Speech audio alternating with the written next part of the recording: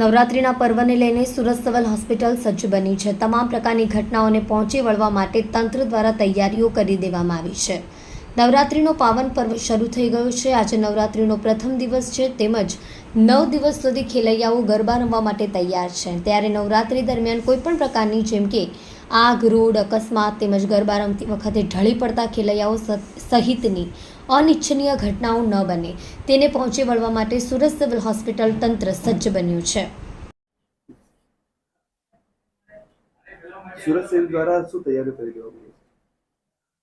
Surat civil હોસ્પિટલમાં આમ તો 24/7 બધી જ જાતની ઇમરજન્સીઓને મેનેજ કરવા માટે સંપૂર્ણ સુવિધાઓ છે અને એમાં ખાસ કરીને વિશેષ કરીને અત્યારે જે નવરાત્રિનું પર્વ આજથી ચાલુ થયું છે એના માટે પણ નવરાત્રિને લાગતા વળગતા જેટલે પણ કોઈ પણ જાતની ઇમરજન્સી હોય 24/7 અહીંયા બધી જ સુવિધાઓ ઉપલબ્ધ છે।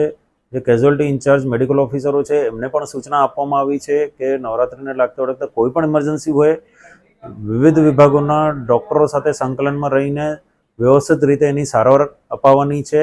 અને જો ભગવાન ન કરે કોઈ એવી અનિચ્છનીય ઘટના બને છે તો એના માટે પણ સ્ટાફ વધારી શકાય તાત્કાલિક રીતે, અને ડૉક્ટરો, નર્સિંગ સ્ટાફ તાત્કાલિક રીતે બોલાવીને સંપૂર્ણ રીતે એ જે વધારાનું પણ ઇમરજન્સી આવી જાય તો એને પણ ટેકલ કરી શકાય એવી પૂર્ણ રીતે તૈયારીઓ છે।